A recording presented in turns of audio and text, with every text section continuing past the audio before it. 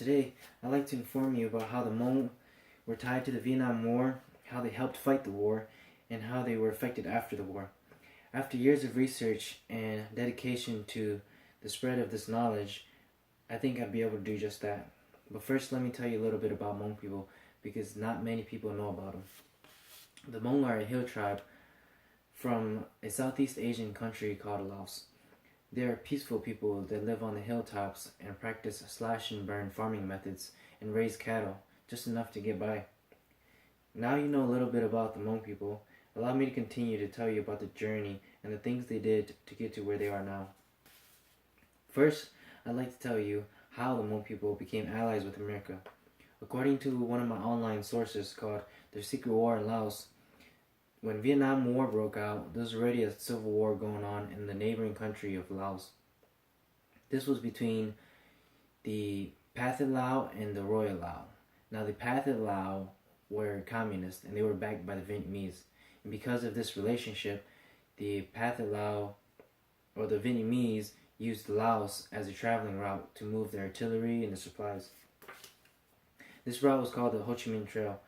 But because Laos was supposed to be a neutral country, they couldn't intervene, and that's when the CIA recruited the Hmong to help.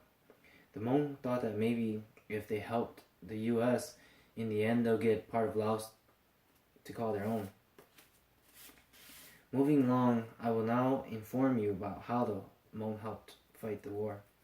Now, although Laos was supposed to be a neutral country, that didn't stop the US from entering and trying to stop the communists. But because of the mountainous terrain, it was difficult for them to even fight the communists. And then that's when they brought the Hmong to come and help. With Laos being their homeland, they were familiar with the jungles and the terrain and comfortable with all that.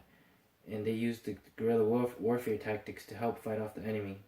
The Hmong also helped rescue downed pilots, and some even became pilots themselves.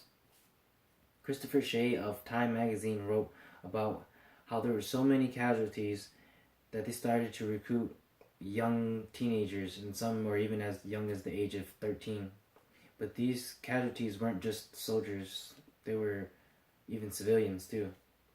In one of the ABC News articles written by Sarah Kolanvosky, she stated that there was so much bombing that it was equal to a plane full of bombs being dropped every 8 minutes, 24 hours a day for 9 years.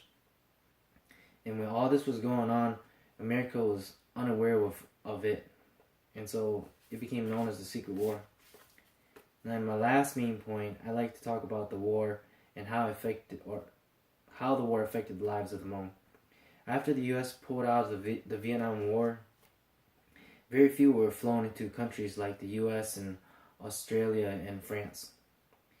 And in a book called The Liver and the Tongue, the author Lee Blong Lee Nya Vu writes about how many others fled to Thailand refugee camps, and in which thousands died trying to cross the Mekong River and being shot by soldiers and whatnot. And those that were left behind faced prosecution and genocide and were forced to go into hiding. The ones that did make it to the refugee camps, they waited and were lucky enough to be sponsored by missionaries.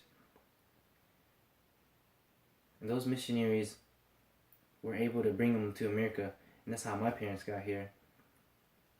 When my parents came here, they had nothing but the clothes on their backs and 3 children in their arms. They knew nothing about this country and not a lick of the language. But my parents knew this would be a change for the better. It gave my siblings and I the opportunity to live a better life with education, healthcare, running water, electricity, and necessities to survive. They gave us the chance to live the American dream, and I will forever be grateful for that. Now, in conclusion, I hope you learned a thing or two about the sad and happy ending story of how the Hmong became American allies and the road that it has taken them down. So next time you meet a Hmong person, you can tell them what you remembered from my speech, and I can guarantee you that they'd be thrilled that you know so much. Thank you.